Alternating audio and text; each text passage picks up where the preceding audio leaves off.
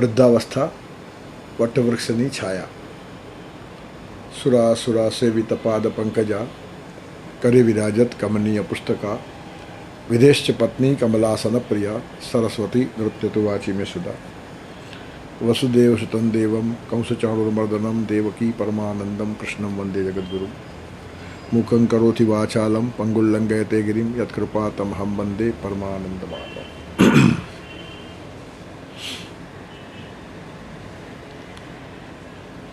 Man is a rational animal.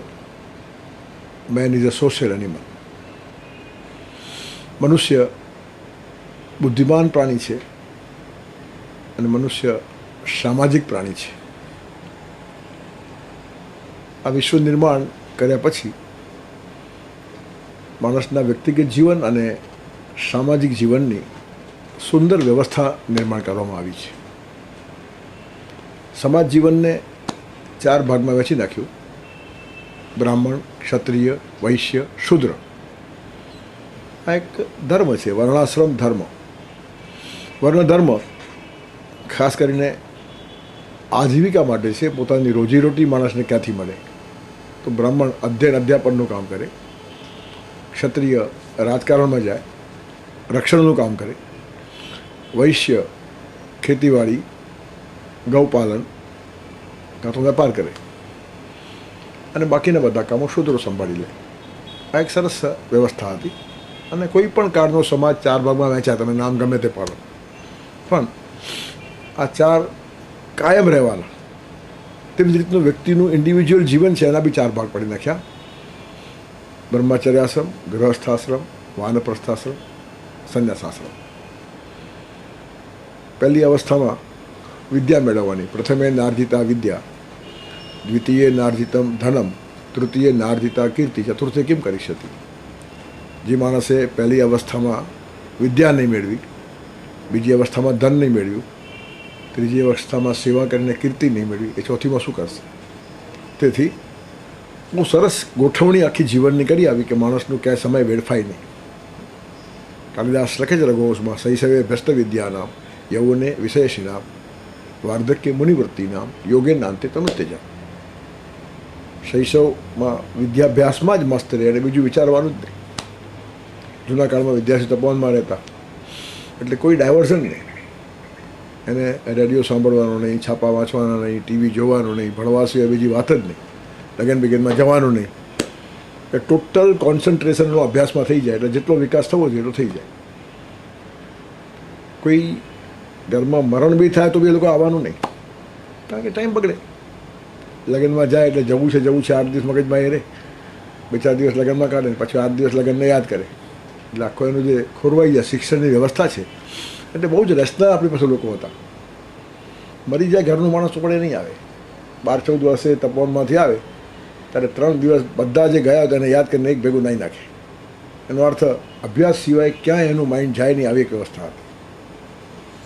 પછી ગૃહસ્થાશ્રમ, તો એમાં વિત્તોપાર્જન, પરિવારની સેવા.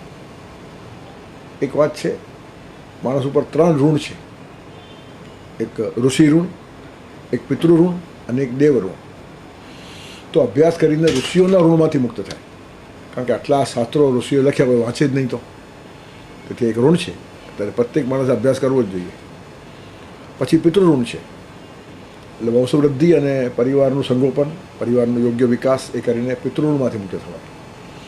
અને વાનપ્રસ્થ ત્રીજી અવસ્થા છે, એમાં સેવા કરીને દેવ ઋણમાંથી મુક્ત થવાય. ભગવાને આપણને શક્તિઓ જે આપી છે તે બધી આમાં લગાડવાની. આવી એક સુંદર વ્યવસ્થા આપી. હવે ઘણી વાર એમ કહેવાય છે કે childhood is the golden period of life. કબૂલ છે, પણ બધા જ પીરિયડ ગોલ્ડન છે. બચપન એ સુવર્ણકાળ છે તો યુવાની પણ સુવર્ણકાળ છે, અને જીવતા આવડે તો વાર્ધક્ય પણ સુવર્ણકાળ છે. કારણ કે એક પણ મિનિટ નકામી છે નહીં. ક્ષણસ કણસશ્ચૈવ વિદ્યામર્થમ ચ ચિંતેત, ક્ષણ ત્યાગી કુતો વિદ્યા, કણ ત્યાગી કુતો ધર્મ. એક એક ક્ષણ અને એક એક કણ કરીને વિદ્યા અને અર્થનું ઉપાર્જન કરવું જોઈએ. ક્ષણને વેડફી નાખે તે વિદ્વાન થાય નહીં, અને કણને વેડફી નાખે ધનવાન થાય નહીં. તેથી યોગ્ય આયોજન જીવનનું, બધી શક્તિઓ સમય એનું આયોજન કરતા આવડવું જોઈએ. ઘણા માણસો કે કે આ માણસ સમયને વેડફે છે. અંગ્રેજીમાં કહેવાય છે is killing is time. Nobody can kill the time. Time તો ભગવાન છે. Is not killing is time, actually is killing himself. સમયને જે સાચવે છે તેને સમય સાચવે છે, અને સમયને જે બગાડે છે તેને સમય નષ્ટ કરે છે. તેથી કાળના પેટમાં ચિરંતન એ જ લોકો લે છે. તો બધી જ અવસ્થાઓ સારી છે, અને અવસ્થાઓ બદલવાની જ છે, ઈચ્છો કે નહીં ઈચ્છો. બાળપણ જવાનું, યુવાની આવવાની, યુવાની જવાની, વાર્ધક્ય આવવાનું. ત્યારે અવસ્થા પકડી રાખવી આપણા હાથમાં નથી, પણ એ અવસ્થામાંથી જીવનની વ્યવસ્થા ઊભી કરી લેવી એ જીવનની કલા છે. બચપણ જાય પણ નિર્દોષતા કાયમ રાખી શકાય, પ્રસન્નતા કાયમ રાખી શકાય, સરળતા કાયમ રાખી શકાય. તો બચપણમાંથી લઈ લેવાનું, ઉંમર ભલે ગઈ. યુવાની પણ જાય. જવાની જેનું નામ છે જવાની, એનું નામ જ છે જવાની, તો જવાની છે, રહેવાની નથી. પણ એનો ઉમંગ, એનો સાહસ, એનો ઉત્સાહ એ ટકાવી રાખવા જોઈએ. તેવું તો વાર્ધક્ય પણ આવશે અને જશે, પણ એની સમજદારી, એનો અનુભવ, એનો છાંયડો એ આખા સમાજને મળે એ ધારણા જો હોય તો વૃદ્ધાવસ્થા શોભે. એટલે કોઈ જ અવસ્થા ખરાબ નથી, વ્યવસ્થા કરતાં આવડવું જોઈએ. અને વ્યવસ્થાની એક સિસ્ટમ બહુ સરસ શાસ્ત્રકારોએ બેસાડી આપી છે, પણ આજે તે તાર કોઈનું ધ્યાન નથી, અને પરિણામે અસ્તવ્યસ્ત માણસો જીવે છે અને હેરાન થાય છે. શાસ્ત્રકારોનું માનીને કોઈ દિવસ કોઈ માણસ હેરાન થાય એવા શાસ્ત્રો છે જ નહીં. અને કોઈ એવું કહેતું હશે તો એ મિસઇન્ટરપ્રિટ કરે છે અને પોતાને કાંઈ સમજણ પડી નથી. પણ બહુ જ ગોઠવીને, એનું કારણ ઋષિઓને કોઈ સ્વાર્થ નહીં હતો, કોઈના પાસે કશું લેવું નહીં હતું. એટલે આખું માનવ જીવન સમૃદ્ધ, સુખી, શાંત, સમાધાની કેમ થાય એના જ બધા અવિરત પ્રયત્નો હજારો વર્ષથી આ દેશમાં ચાલે છે. ત્યારે બધી જ અવસ્થાઓ બહુ સારી છે. મોટાભાગે ન ગમતી હોય તેવી અવસ્થા વૃદ્ધાવસ્થા. બધા માણસો એનાથી બહુ ડરે. એનું કારણ છે બાળક અસહાય હોય છે ઘણી વખત. કોઈ વખત ગ્રહથી પણ અસહાય હોય અને વૃદ્ધ પણ અસહાય હોય. પણ બાળકની અસહાયતા એની માને ગમે છે કે મારો બાળક અસહાય છે તો હું એની કેટલી કાળજી લઉં છું, કેટલો એને પ્રેમ કરું છું. એટલે બાળક મારી ઈચ્છા રાખે અને મને મારો ઉપયોગ કરે તો ગમે. એટલે બાળકની અસહાયતા એની માને ગમે છે. પ્રિયતમની અસહાયતા એના પ્રિયતમાને ગમે છે. પતિ મારા પર ડિપેન્ડન્ટ છે, મારા વગરનું ચાલતું નથી, અસહાય છે, તો એ ગમવાવાળી વાત છે. પણ વૃદ્ધોની અસહાયતા કોઈને ગમતી નથી. એટલે આજે અગવડ થાય છે ત્યાં થાય છે. વૃદ્ધાવસ્થામાં બે તકલીફ હોય છે, એક શારીરિક અશક્તિ અને બીજું માનસિક ઉપેક્ષા. મારી કોઈને જરૂર નથી અને જીવ એ અઘરામાં અઘરું જીવનનો કાર થઈ જાય. તો જીવનના છેલ્લા શ્વાસ સુધી મારી જરૂર છે આવું જેને જીવતા આવડે એનું વાર્ધક્ય બજારું હોય જ નહીં. તેથી કોઈ પણ અવસ્થા હશે એને જુદી રીતે જોવાનો પ્રયત્ન થવો જોઈએ. એક ઉર્દુ શાયરે બહુ સરસ કહ્યું છે કે બચપનને જવાની સે મિલાયા મુझको. બચપન આપણને જવાનીના આંગણા મૂકી દે, બચપન જાય ને અહીંયા આપણને વિદાય કરે. તો બચપનને જવાની સે મિલાયા મુझको और જૈફીને જવાની સે છોડાયા મુझको. જૈફી એટલે વૃદ્ધાવસ્થા. ત્યારે બચપન જુવાની જોડે મેળવી આપે અને વાર્ધક્ય જુવાનીમાંથી છોડાવે. આખી અવસ્થા એને કીધી તને ત્રણ. અને પછી કહે છે કે સરજોર જવાનીથી, જુવાની આટલી જોરાવર હતી પણ મેં ન ઝુકા, એની સામે હું ઝૂક્યો નહીં. કમજોર બુઢાપે ને ઝુકાયા મુझको. બુઢાવામાં તાકાત છે નહીં અને તો ઝુકાવી નાખે છે માણસને. એનું કારણ જીવતા આવડ્યું નથી. તેથી બચપન બી સરસ, યુવાની પણ સરસ અને વાર્ધક્ય પણ સરસ. વૃદ્ધાવસ્થાથી લોકો કારણ વગરને ગભરાતા હોય છે. ખરેખર તો આપણા ચિંતકોએ ઘણું ચિંતન કર્યું છે એના ઉપર. એક ચિંતક બહુ સરસ કહે છે કે વૃદ્ધાવસ્થામાં જે વાળ કાળા હોય તો સફેદ થઈ જાય તો શું વાંધો છે? કાળા વાળ એટલે અંધારું. એ જુવાનીમાં કંઈ આડોવડું થયું હોય તો ઠીક છે, હવે વાળ સફેદ થયા, ભગવાનને પ્રકાશ પાડ્યો, હવે સીધો ચાલે. એટલે એક રજૂઆત કેવી સરસ છે એની પાસે કે સફેદ વાળ આવવા એટલે આપણા માથા ઉપર પ્રકાશ થયો. હવે ભગવાન લાઇટ નાખી કે અત્યાર સુધી અંધારામાં હતો, કંઈ આડોવડું બી થયું હશે તો સમજુ થઈને પાછો ફર. વિચારીને તું ડગલું ભર, આડું અવડું કશું ન કર, થઈ જાય. જો ભૂલ થકી તો સમજુ થઈને પાછો ફર. તેથી વાર્ધક્યથી કે ગભરાઈ જવાની કે ભાગી જવાની જરૂર નથી. આવું ચિંતન બહુ થયું છે આ દેશમાં. એક ભાઈ કહે છે કે વૃદ્ધાવસ્થામાં દાંત પડી જાય છે. તો આસ્તે આસ્તે કહે છે કે આખા શરીરમાં ખાલી દાંત જ ધોળા હતા. પછી વાળ ધોળા થયા એટલે બીજો ધોળો આવ્યો ને, પછી સ્પર્ધા થાય, ઈર્ષ્યા થાય. ત્યારે બીજો ધોળો આવે તો પછી માથા ઉપર આવે, તો પછી આમાં મારાથી રહેવાય નહીં એટલે દાંત પડી જાય. એટલે શું, હળવાશથી જે લેવાની વસ્તુ છે, બધી જ વસ્તુને નેચરલી જે માણસ લઈ શકે છે એની બધી જ અવસ્થા ગોલ્ડન થઈ જાય, સુવર્ણમય બની જાય છે. બીજો એક કવિ કહે છે કે માણસને ખરો આઘાત ક્યારે લાગે છે. તને લખ્યું કે આ પાંડુરા શિરસિજા ત્રિવલ્લી કપોલે દંતાવલી વિગલિતા નચ મે વિષાદ એણી દૃશા યુવતય પથિમાં વિલોક્ય તાતેતિ ભાષણ પરો ખલુ વજ્રપાત.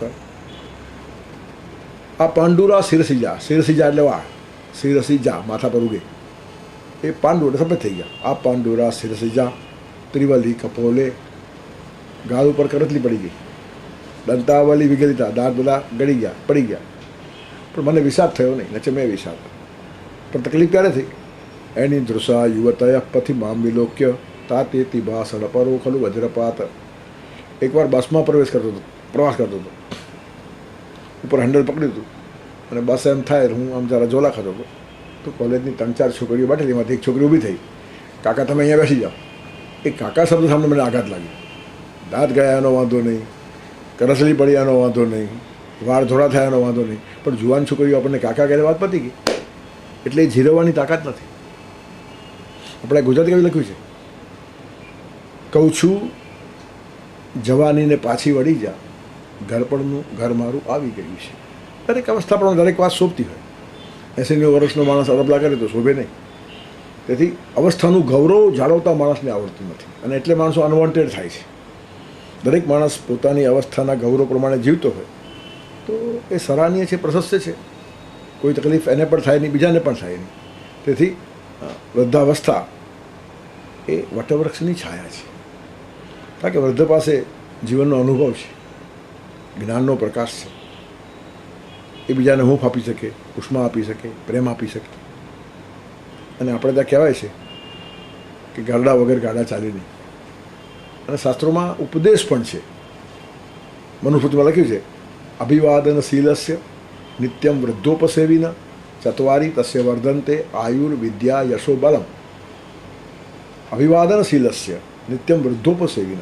વૃદ્ધ એટલે જીવનમાં વધી ગયેલા માણસો, જે જ્ઞાનથી વધ્યા, ભાવથી વધ્યા, પ્રેમથી વધ્યા, આવા જે વર્ધનશીલ લોકો છે એનું અભિવાદન, એનું સન્માન. માણસની 4 વાતો વધારે, આયુર, વિદ્યા, યશો, બલમ. વૃદ્ધ પાસે બેસો, આયુષ્ય વધે. એનું કારણ તમને ખાવા પીવાના બધા નિયમ શીખવાડી દે. પોતે જીવનમાંથી ઘણામાંથી પસાર થયો છે. આયુર, બીજું સારું જીવો તો આયુષ્ય વધે. કારણ કે મરણ સાથે આયુષ્ય પૂરું થતું નથી.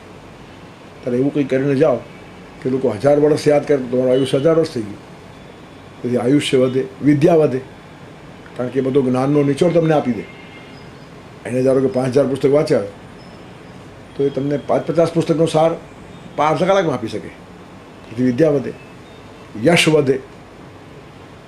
કારણ કે વૃદ્ધો પોતે યશસ્વી છે, એટલે હવે એને યશ જોઈતો નથી, એટલે બીજાનો યશ વધારે. અને બળ પણ વધે. આયુર, વિદ્યા, યશો, બલમ, આ 4 વાતો વૃદ્ધ પૂજાથી વધે. પણ વૃદ્ધ એટલે વધી ગયેલો આ શબ્દ ધ્યાનમાં રાખવો જોઈએ, જે ખાલી શરીરથી કે ઉંમરથી વધ્યો નથી. ઉંમરનું વયની સાથે, અકલનું વયની સાથે વધવું જરૂરી તો નથી. ઉંમર વધે એટલે અકલ વધે, નોટ નેસેસરી. ઘણાની વધતી નથી અને મોટા ભાગે વધતી નથી. પણ અકલનું વયની સાથે વધવું જરૂરી તો નથી. વાળ તો તડકે તપીને ધોળા થઈ શકે. ઘણા વૃદ્ધો ગૌરવ અનુભવે કે અમે કાળા ધોળા કર્યા છે. જુવાની અમને કે તમને શું ખબર પડે, અમે કાળા ધોળા કર્યા છે.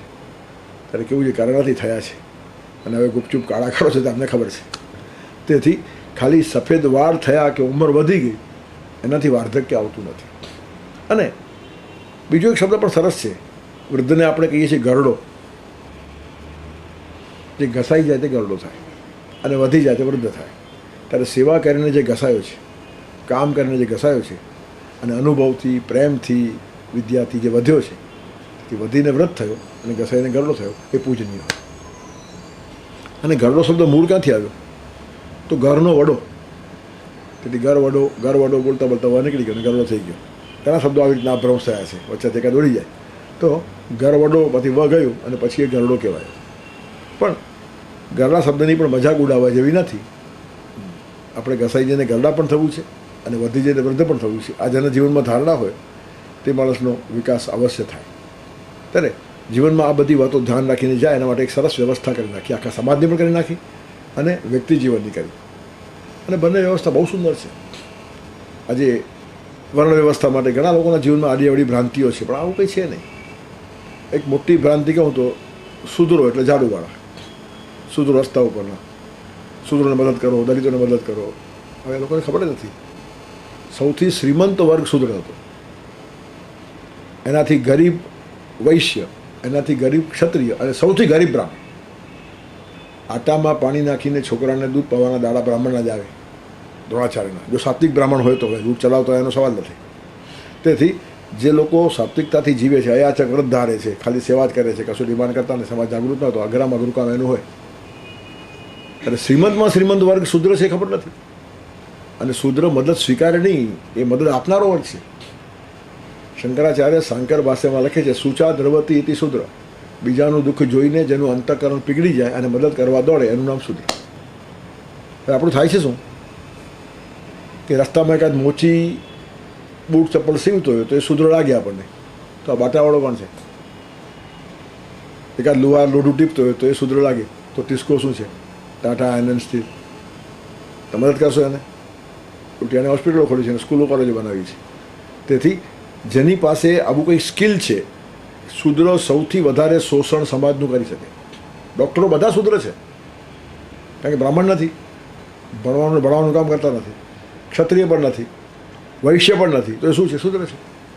અને તે કેન એક્સપ્લોઇટ. આજે કોઈ બ્રાહ્મણ એમ કે ભાગવત કહેવાના 1 લાખ રૂપિયા જોઈશે, હવે આજે લોકો આપે છે, પણ એ કાળે નહીં આપતા હતા. સંભળાવ તારી પત્નીને, અમારે સાંભળ્યું જ નથી. એટલે એ એક્સપ્લોઇટ કરી શકતો નહોતો. પણ ડૉક્ટર એમ કે બાયપાસ કરવાના 5 લાખ લાવવા જ પડે, ઉધાર લાવવા પડે, ઓછીના લાવવા પડે. તેથી એની ભાવના સેવાની હોવી જોઈએ. તેથી પરિચર્યાત્મકં કર્મ શૂદ્રસ્ય આપી સ્વભાવજમ. નહીં તો શૂદ્રને સેવા શા માટે કીધી? બીજા માણસો ઓલરેડી સેવા કરે જ છે, પણ આ શૂદ્રની પાસે એક તક છે લૂંટવાની સમાજને, તો એનામાં સેવાભાવ હોવો જોઈએ. તો આ બધી જે સમજણો ખોટી સમાજમાં ફેલાઈ ગઈ છે. તેવી રીતનું અહીંયા પણ બ્રહ્મચર્યાશ્રમમાં અભ્યાસ, યુવાવસ્થામાં ધનોપાર્જન અને પછી વાર્ધક્યમાં સેવા. એટલે મોટે ભાગે સેવાનું કામ લગભગ 50 વર્ષ પછી શરૂ થાય. આજે ઘણી વાર બધા લોકો બોલતા જ હોય છે, જુવાનિયાએ કૂદવું જોઈએ. રાજકારણીઓ પણ એ જ કહેશે, ધર્મપુરુષો પણ એ જ કહેશે, સમાજધુરીઓ પણ એ જ કહેશે. એટલે કાં તો એ લોકોનો શાસ્ત્રોનો અભ્યાસ નથી અને કાં જુવાનિયાઓને પોતાના સ્વાર્થે વાપરી ખાવા છે. કારણ કે એનો ટાઈમ છે અત્યારે, એને એસ્ટાબ્લિશ થવા દો. 25 વર્ષ ધનોપાર્જન પર શાસ્ત્રોમાં લખેલું છે કે દ્વિતીય નાર્જિતમ ધનમ, બીજી અવસ્થામાં ધનની વ્યવસ્થા નહીં કરે એ રખડી પડવાનો છેવટ સુધી. અને 50 વર્ષનો માણસ એસ્ટાબ્લિશ થઈ જાય એટલે પછી આવેશમાં નહીં હશે, અનુભવથી કામ કરશે, બગાડ ઓછો થાય. તેથી જુવાનીઓ આવેશમાં આવે, તોફાન કરે, કામનું બગાડ કરે. ત્યારે ખરેખર તો 1-2 કલાક સેવા કરે એવા જુદી છે, પણ જે કૂદી પડવાની વાત છે 50 પછી. અને 70 સુધી માણસ જુવાન રહેવો જોઈએ એમ શાસ્ત્રો કહે છે. આ 16 7 આ સપ્તતિર યૌવનમ. 16 વર્ષે જુવાની શરૂ થાય અને 70 સુધી ટકવી જોઈએ. ન ટકતી હોય તો માણસને જીવતા આવડતું નથી. એમાં એક્સેપ્શન હોય. વિશ્વ પિતામાં 180 વર્ષે જુવાન હતા. કુરુક્ષેત્રના મેદાનમાં લડતી વખતે એમની ઉંમર 180 વર્ષની મહાભારતમાં લખેલી છે. અને પહેલો શંખ આ માણસે ફૂક્યો. અને વેદવ્યાસ લખે છે કે યુવા 16 વર્ષવત, 180 વર્ષનો આ માણસ 16 વર્ષના જુવાન જેવો લાગતો હતો. પણ એ એક્સેપ્શન છે, એને જવા દઈએ. તો પણ 70 સુધી માણસ જો જુવાન રહેતો હોય અને 50 વર્ષે સેવા કરું તો 20 વર્ષ બહુ થઈ ગયા. આ રાષ્ટ્રના 100 કરોડ માણસો રાષ્ટ્રની સેવા માટે 20 વર્ષ આપે તો જોઈતા નથી વધારે આપણને. તેથી જુવાનીઓને બહુ ડિસ્ટર્બ નહીં કરો, એ લોકોને એમનું કામ કરવા દો. તેથી પહેલાં ભણવામાં તાલીન હોય, પછી ધનોપાર્જન. એનું કારણ છે ધન લાવીને પોતાના માતા પિતાને ખુશ રાખશે એ પણ સેવા છે. પોતાની પત્નીને પ્રસન્ન રાખશે એ પણ સેવા છે. દીકરાઓના લાડકોડ પૂરા કરીને એમને સારા નાગરિક બનાવશે આ પણ સેવા છે. એના કરતાં ઉપરાંત સરપ્લસ થોડો ટાઈમ હોય તો 1-2 કલાક સેવા કરે, પણ એને આમ ઉપાડીને બીજી બાજુ ફેંકવાનો એ આઈડિયા બિલકુલ અશાસ્ત્રીય છે. અને આવું ગાંઠ પણ ઘણા ચાલતું હોય છે. અને આવા હજારો જુવાનીઓને મેં હેરાન થયેલા જોયા છે, નહીં ઘરના કે નહીં ગાંઠના. તેથી અમુક કામો 50 પછી જ કરવાની જે વાત આખી છે, અને એ એટલા માટે વૃદ્ધાવસ્થા એ ગોલ્ડન પીરિયડ છે. જે લોકો નિવૃત્ત થાય છે ને એ બહુ ભાંગી પડે છે. એનું કારણ ગઈકાલ સુધી 8 કલાક કામ કરતા આજે એકદમ વેક્યુમ નિર્માણ થયું. તો એનો એક જ ઉપાય છે કે એવો કોઈ રસનો વિષય માણસે રાખવો જ જોઈએ કે જેના કારણે વૃદ્ધાવસ્થા બોજો બને નહીં. કોઈને વાંચવાનો શોખ હોય, કોઈને કંઈક સાંભળવાનો શોખ હોય, કંઈ બીજું નાનું મોટું કામ કરવાની, તો માણસ એંગેજ રહે. એ તો નવરો બેઠો નખો દવાડે. Empty mind is devil's workshop. આજે વૃદ્ધો અનવોન્ટેડ શા માટે થયા છે કે જીવનનો કોઈ રસનો વિષય રાખતા જ નથી, અને પરિણામે માણસ બોજારૂપ થઈ જાય. પોતાને બોજો થાય અને ઘરના માણસોને પણ બોજો થાય. તેથી વૃદ્ધાવસ્થા એ ગોલ્ડન પીરિયડ ક્યારે થાય કે એને જીવન જીવતા આવડે છે. ઘણા માણસો વૃદ્ધોને સલાહ આપે, તમે બોલો નહીં, બોલો નહીં, બોલવાથી બગડે છે. પણ ન બોલે તો શાંતિ રહે. પણ બોલવાની ઈચ્છા છે અને બોલવાની ના પાડો એટલે મનમાં કેટલી પીડા થાય એ વેદના જેને સહન કરી અને ખબર પડે. એક ભાઈ મને કે 10 વર્ષથી અમારા ઘરમાં એક બી ઝઘડો થયો નથી. મેં પૂછ્યું કારણ? તો બધા એકબીજાથી બોલવાનું બંધ કર્યું છે. તો પછી એ સ્મશાન શાંતિ છે, ઘરની શાંતિ નથી. તો તમે વૃદ્ધોને બોલવાની ના પાડો એ ઉપદેશ ઠીક છે, એના કરતાં એવો ઉપદેશ આપો કે એવું બોલો કે તમે ન બોલો તો બધા બેચેન થાય. વૃદ્ધ પાસેથી એવી સરસ વાણી મળવી જોઈએ કે બધાને ઉષ્મા મળે, પ્રોત્સાહન મળે, માર્ગદર્શન મળે, અનુભવનો નિચોડ મળે, કોઈ બી સમસ્યા ઉકળી જાય, ગમે તેવી સમસ્યા આવે. પણ એક વૃદ્ધ વટવૃક્ષ થઈને બેઠો હોય ને તો 200-400 માણસો શાંતિથી વટવૃક્ષ બેસે તો આખું કુટુંબ સુખી હોય. અને ઘણા માણસો કે જ છે અમારા વડીલો હતા ને નિરાશ હતી, છત્રા અમારું ગયું. આજે ભૂમિકા છે, બહુ મોટી ભૂમિકા છે. તેથી વૃદ્ધ જેના ઘરમાં હોય તે ઘર બહુ સુખી અને સંપન્ન જ હોવું જોઈએ. નશા સભા યત્ર ન સંતિ વૃદ્ધા, મહાભારતમાં કહ્યું છે જે સભામાં વૃદ્ધ ન હોય તો સભા જ ન કહેવાય. એનું કારણ સાચું દર્શન, સાચું ગાઈડન્સ, સાચા અનુભવનો નિચોડ વૃદ્ધો પાસેથી જ મળે. તેથી ગરડા વગર ગાડા ચાલે નહીં એ લોકોક્તિ જે આવી છે તે અનુભવના નિચોડમાંથી આવી છે. વર્ષો પહેલાંની એક વાત પ્રસિદ્ધ છે. એક ગામમાંથી એક જાન પરણવા માટે જવાના હતા. એક છોકરો પરણવાનો અને જુવાનીઓએ એમ કીધું કે આપણે એક પણ બુઢ્ઢો ભેગો લઈ જવો નથી, એક બી ગરડો માણસ જોઈએ નહીં, બધા જુવાન જ જવાના. જરા વૃદ્ધોને ખરાબ પણ લાગ્યું કે આપણી ઉપેક્ષા કરે છે, આપણી અવગણના કરે છે. પણ હવે ક્રાંતિકારી જુવાનો, મગજ તોફાની, કોઈ જોઈએ જ નહીં. ત્યારે વૃદ્ધોએ એક મિટિંગ કરી નક્કી કર્યું એક જણા જવો જ જોઈએ, ક્યાંક બી જરૂર પડે. પછી એક વૃદ્ધ મીઠાઈના કરંડિયા બેસી ગયો એટલે 10 કરંડિયા મીઠાઈને તો 11 આ કરંડિયો એટલે 11 કરંડિયા ભેગો ત્યાં પહોંચી ગયો. હવે સામે જે ગામમાં ગયા તેના લોકોએ રિસીવ કર્યા આ લોકોને, પણ એક વાત જોઈ કે આમાં એકે વૃદ્ધ માણસ નથી, એકે ગૌરવ માણસ નથી. એટલે જુવાની બધા ઉછાછડા છે. એમના જીવનમાં વૃદ્ધોનું ગૌરવ નથી, ઘરપણનું માન નથી, અનુભવનું પૂજન નથી. તો આ લોકોને પાઠ ભણાવવો જ જોઈએ. એટલે લોકો કહે છે કે તમે આવ્યા છો ખરા, અમારા ગામની છોકરી તમને અપાય, પણ અમારી શરત છે, પૂરી કરો. તો શું શરત છે કે અમારા ગામમાં એક પાતાળ કૂવો છે, એ તમે આખો ઘીથી ભરી આપો. તો છોકરી આપી. બધા મૂંઝાઈ ગયા જોવાની, પાતાળ કૂવો ઘીથી ભરાય કેમ? માથે હાથ દઈને બધા ઘરે આવ્યા, રૂમમાં બેઠા અને નિશાસા નાખવા લાગ્યા કે લીલે તોરને પાછા જવું પડશે. આવી કન્ડિશન તો કરી નહોતી ને હવે હમણાં જ કહે છે પેલા કે અમારે તો નિયમ છે, બધાને ખબર છે, દુનિયાભરને ખબર છે, તમે નવા છો, અમને બધાને ખબર છે કે અમારા ગામમાં રિવાજ છે, આ કૂવો જે ભરે તેને જ કન્યા મળે. બધાને મૂંઝાયેલા જોઈને પછી પેલા કાકા કરડિયામાંથી બહાર આવ્યા. શું વાત છે, કેમ છોકરાઓ મૂંઝાવ છો? તો કાકા તમે પછી આવ્યા? તો કે હા, આવી અગવડ આવે અમને ખબર હોય. કે શું તો અગવડ શું છે? તો કે આ લોકો આવી શરત કરે છે કે આખો કૂવો એમ કે ઘીથી ભરી આપો, પાતાળ કૂવો. તો સ્વીકારેલો શરત, એમાં શું છે? અરે પણ કેવી રીતનું ભરવાનું? કંઈ ખાવાના ખેલ છે? પાતાળ કૂવો પુરાય નહીં, ભરાય નહીં, આટલો તો ઊંડો હોય. તો કંઈક કામ કરો, તમે એને કહો કે અમે પાતાળ કૂવો ભરી આપવા તૈયાર છીએ ઘીથી, તમે પહેલાં એમાંથી પાણી ખાલી કરો. ક્યાંય પાણી ખાલી થાય જ નહીં, થાય તો એ પાતાળ કૂવો કહેવાય નહીં. ત્યાં લોકો ગયા કે વી આર રેડી, અમારી તૈયારી છે, તમે પહેલાં પાણી ખાલી કરો, પછી અમે ઘીથી ભરીએ છીએ. એટલે પહેલાં કે માનો ન માનો તમારે જો ગરડો હોવો જ જોઈએ, નહીં તો આ અક્કલ આવે નહીં. કે ત્યારથી પછી કહેવત પડી ગરડા વિના ગાડા ચાલે નહીં. એટલે અગવડમાં ઉકેલ આપે એનું નામ વૃદ્ધ, સમસ્યા સુલઝાવી આપે એનું નામ વૃદ્ધ, હૂંફ આપે, આશ્વાસન આપે, જીવન આપે, દ્રષ્ટિ આપે એનું નામ વૃદ્ધ. તેથી વૃદ્ધાવસ્થા એ પણ ગોલ્ડન પીરિયડ થઈ જાય. અને બીજી એક વાત, વૃદ્ધાવસ્થામાં માણસ નિવૃત્ત થાય. નિવૃત્તિ એ પ્રવૃત્તિનો પ્રકારાંતર છે. નિવૃત્તિ એટલે નિષ્કામતા, નિષ્ક્રિયતા નહીં. મોટાભાગના માણસો નિવૃત્ત થયા પછી નિષ્ક્રિય થઈ જાય છે. નિષ્ક્રિયતા એ જીવન નથી, પછી મરેલી લાશ જેવો માણસ જીવતો હોય. તેથી જીવંત જીવન જીવવું જોઈએ. તમે વૃદ્ધ થયા પછી તમારી પ્રવૃત્તિનો પ્રકાર બદલાય. પછી એક વખત રાજકોટમાં 2000 નિવૃત્ત લોકો ભેગા થયા હતા, ખાસ કરીને વોલન્ટરી રિટાયર સ્કીમ. એમાં લોકોને 5-10 લાખ મળી ગયા અને પછી એવા હેરાન પરેશાન થઈ ગયા કે મોટાભાગના લોકો પૈસા આડાવડા વેડફી નાખ્યા, બીજું કશું સૂઝે નહીં. પછી ખાસ એક મિટિંગ રાખીને કીધું કે નહીં, તમે આ લોકોને કમસે કમ કહો તો ખરા કે આમાં અત્યારે શું કરી શકાય એવું છે.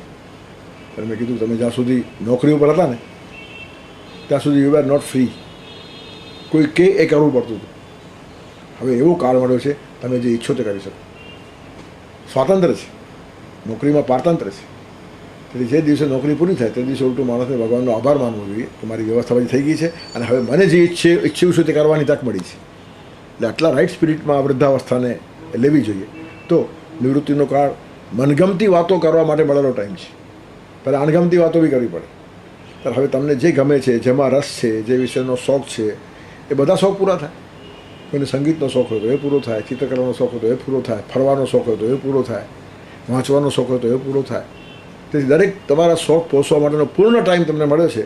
હવે જો ધ્યાનમાં ના આવે તો માણસ ખલાસ થઈ ગયો. તેથી નિવૃત્તિ એટલે નિષ્ક્રિયતા નહીં, એ પ્રવૃત્તિનો પ્રકારાંતર છે, પ્રકાર બદલી જાય. જૂના કાળમાં એક એવી ઘટના બનેલી.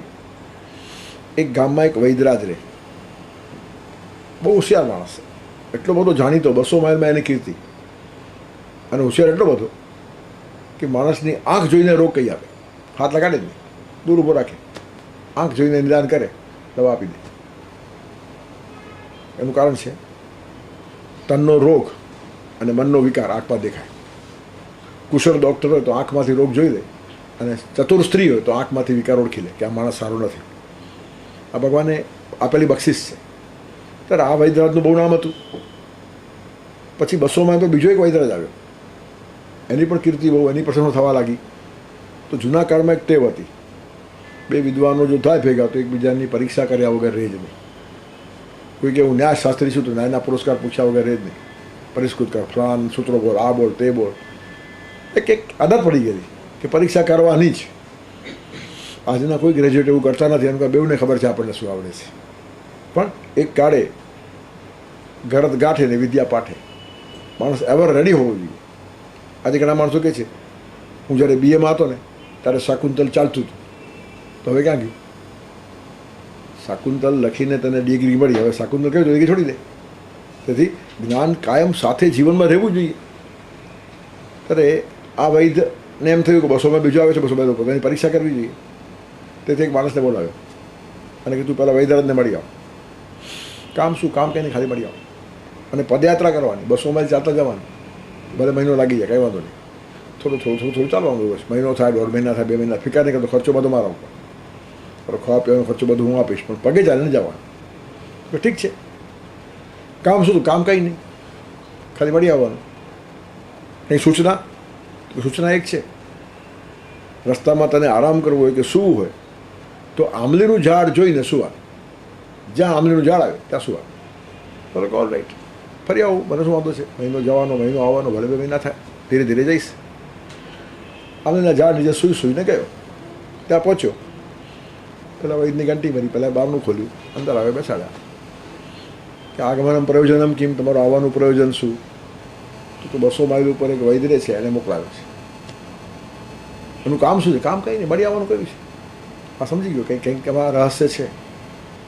કંઈ કામ કીધું નથી, કંઈ કામ કીધું નથી. કંઈ સૂચના આપેલી તો કે હા, રસ્તામાં આવતી વખતે જ્યાં આંબલીનું ઝાડ હોય ત્યાં આરામ કરવાનો, સુવાનું, આરામ કરવાનો આંબલીના ઝાડ છે. તો આ પૂછે છે કે તું ત્યાંથી નીકળ્યો ત્યારે કેવો હતો? પૃષ્ઠપુષ્ઠ હતો? હા, હમણાં જોયું તો એ થોડો સુકાઈ ગયેલો હતો. હા, ધ્યાનમાં આવી ગયું. અને જા પાછો કે ત્યાં શું કહેવાનું?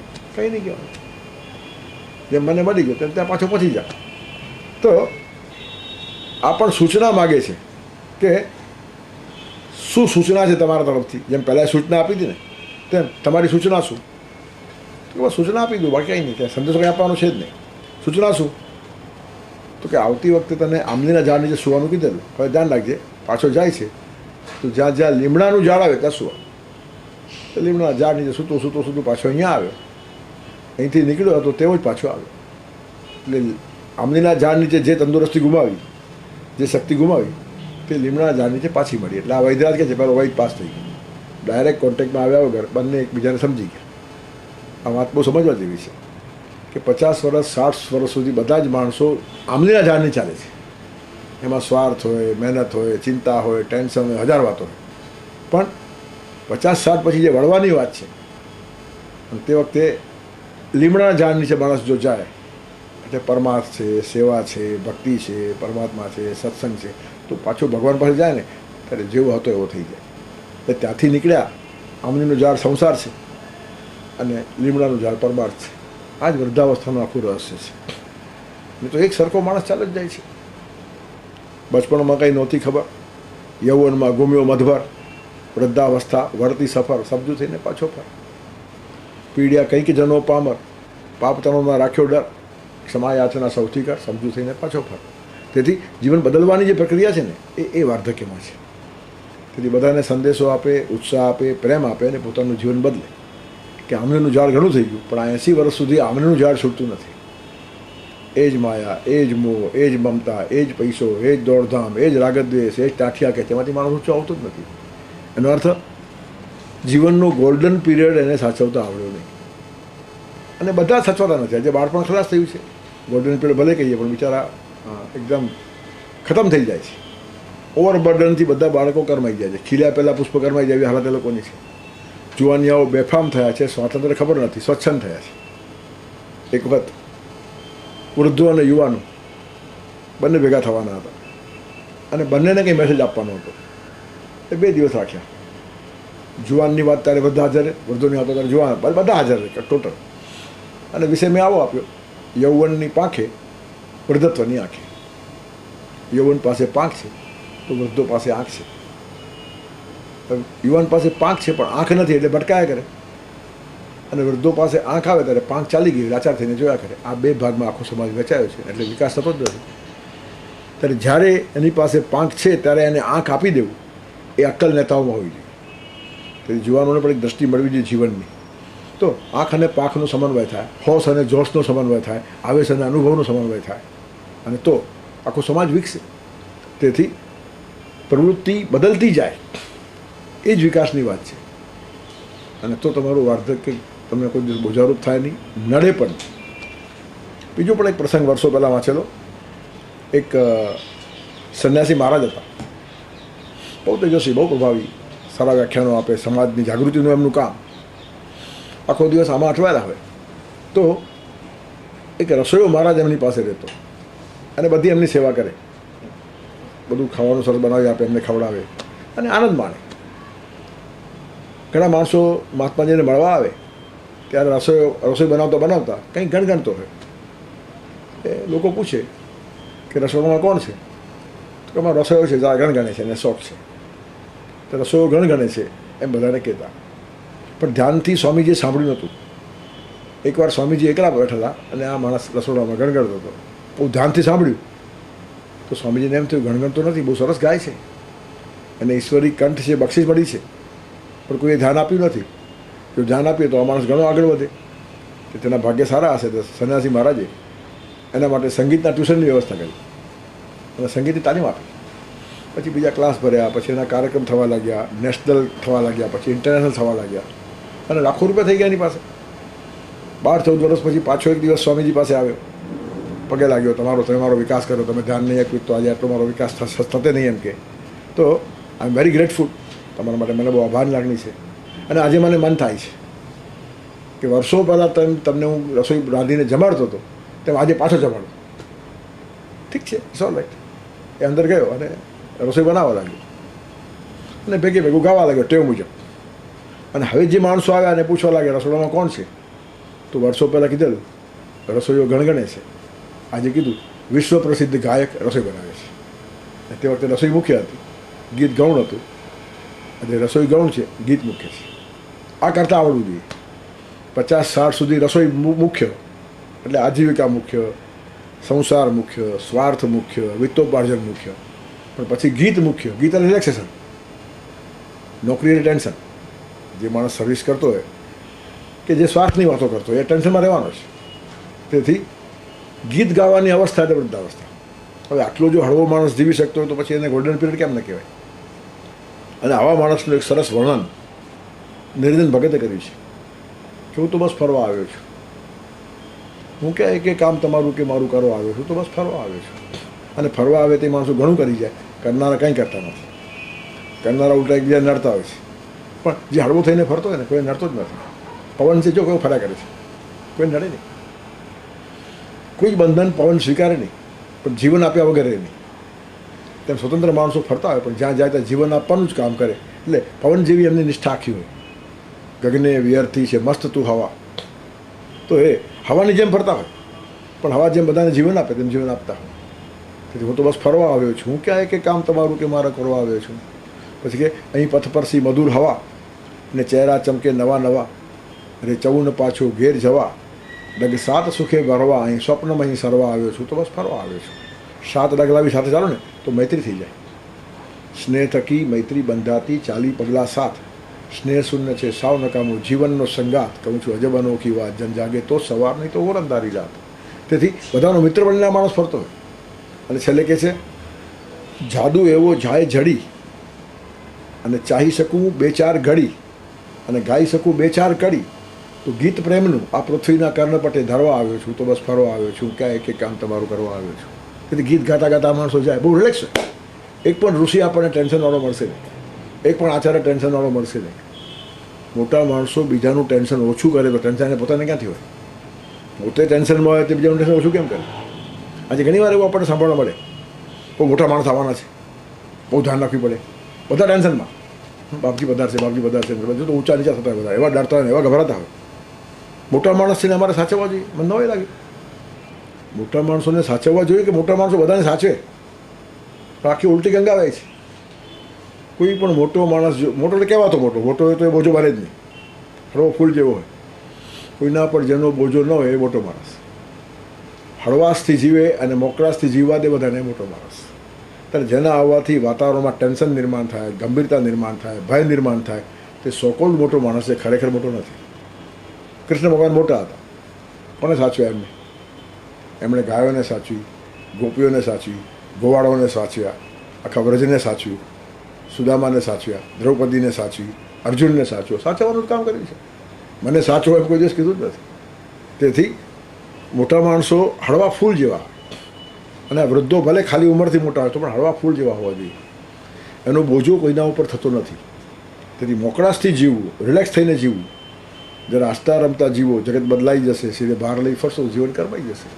તેથી જે હળવાશથી જીવે છે, હસતા રમતા જીવે છે, માથા પર બોજો રાખીને ઘણા માણસો ફરતા હોય, અને કેટલાક માણસો એટલા ગંભીર થઈ જાય કે હસતા જ ન હોય.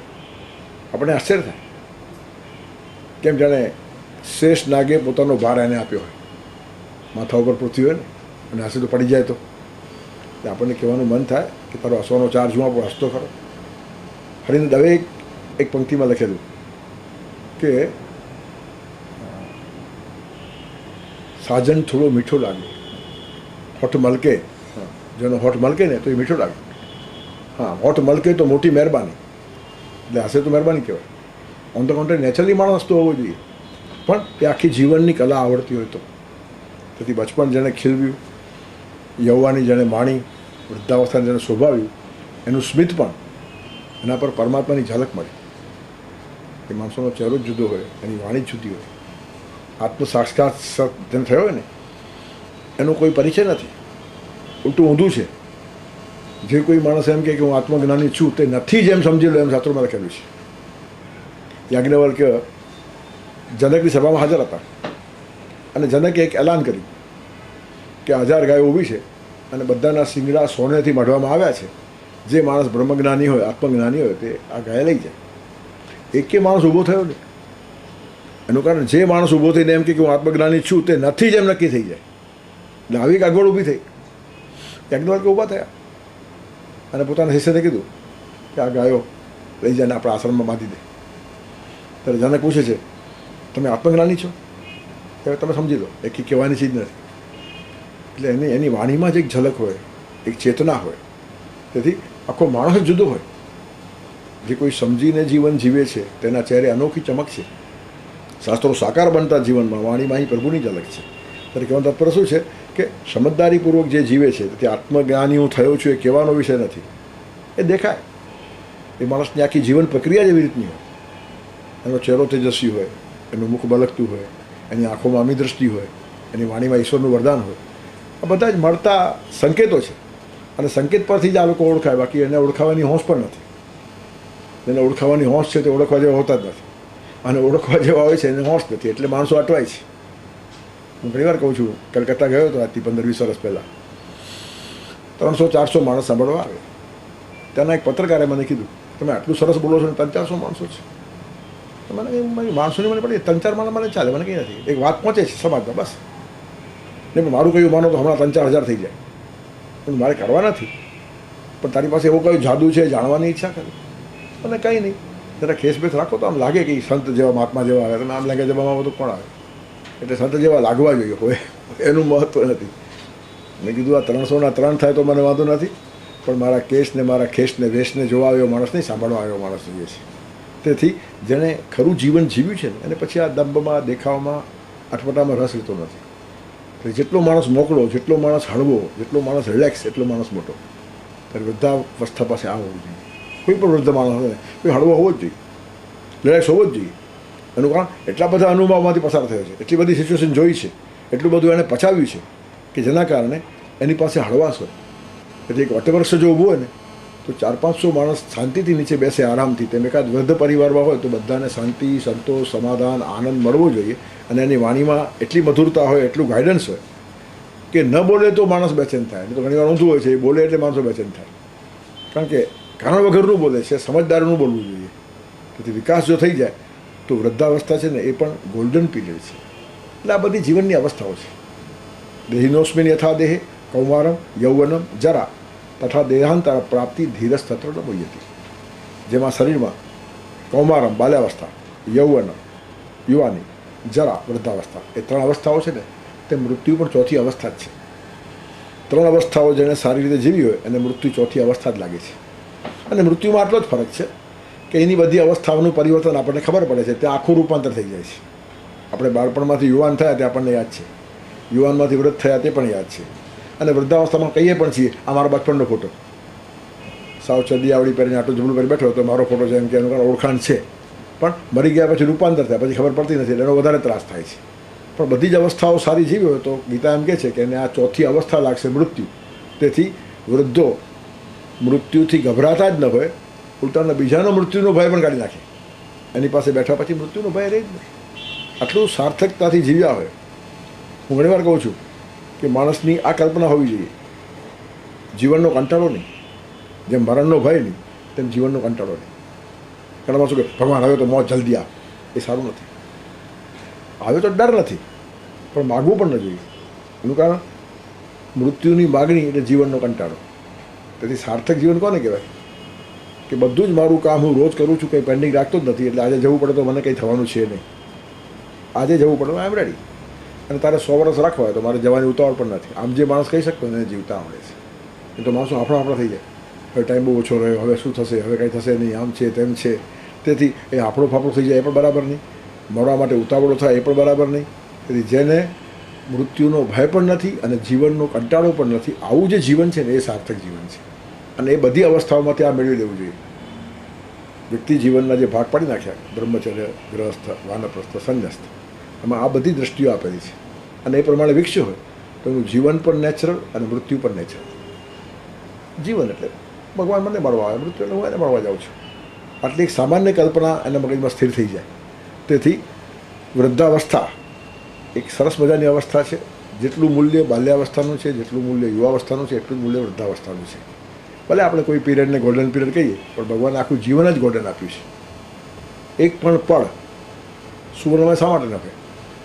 અને કોઈ બી દિવસ ખરાબ શા માટે હોય? દરેક દિવસ જે ઉગે છે એ સૂર્યનું મોઢું જોઈને ઉગે છે. પછી માણસો ગમે તેવા અર્થો કરે, આજનો દિવસ અપશુકન્યાર છે, આજનો દિવસ ખરાબ છે. કોઈ દિવસ ખરાબ હોઈ શકતો જ નથી. ઘણા માણસો કે મને મંગળ નડે છે, મંગળ નડે નહીં, અમંગળ નડે. મંગળ તો બધા મંગળ કરે. અને નડતો હોય ને તો પણ એમાં આપણા કર્મો જ નડે છે. એક ક્ષણે આ કીધું, એક જ્યોતિષી બેઠા હતા મને કે મંગળ નડે જ છે, કોઈને પાઘડીય મંગળ હોય, કોઈને ચુંદરીય મંગળ હોય, લગ્ન થાય નહીં, આમ તેમ. મેં કીધું ભાઈ તારી વાત પણ સાચી, પણ એક વાત વિચાર કર કે કુંડલીમાં કોઈ ચોક્કસ ખાનામાં મંગળ આવે તો નડે, તો બધાની કુંડલીમાં એ ખાનામાં છે નહીં, તો આની કુંડલીમાં શા માટે આવે? એટલે કર્મ જ છે અલ્ટિમેટલી. એ તો ખાલી ઇન્ડિકેટ કરે છે તમારા કર્મોના કારણે જે પરિણામો આવવાના છે તે કોઈ ખાનામાં બેસીને મંગળ દેખાડે છે. બધાની કુંડલીમાં મંગળ એ ખાનામાં નથી. એ જ્યોતિષી કાન પડી મને કહેવા રાઈટ, આ ખાનામાં મંગળ નડે પણ આ ખાનામાં આવ્યો છે નથી તમારા કામથી. એટલે અલ્ટિમેટલી તમારા જે કર્મો છે ને એ જ કામ લાગે. એટલે મેં લખેલું એકવાર, નકર તો ભાગ્યની પરવા હું એને ખુદ ઘડી લઉં છું, ગ્રહો વાંકા પડે કોઈ સીધા ગોઠવી દઉં છું. મંગળ મને આ ખાનામાં જોઈતો રહો અને સારા ખાનામાં લાવો, તેવા કર્મો કરો, મન બદલાઈ જશે. તેથી આપણે ભાગ્યના ઘડવૈયા છીએ, આપણે આપણું ભવિષ્ય લખીએ છીએ, આપણે આગળ વધીએ છીએ. કલમ કર્ણોમાં ચૂભેલા કોઈ કંટક નહીં કરી લઉં છું, ઘણીને રક્તને શાહી જીવન લેખો લખી લઉં છું. પગમાં કાંટો વાગે ને તો કાંટાની કલમ બનાવવાની, લોહીની શાહી બનાવવાની અને જીવનના લેખ લખવાના. આટલી હિંમત જોઈએ અને જીવતા આવ્યું છે. તેથી બધી જ અવસ્થાઓ અતિશય મધુર છે.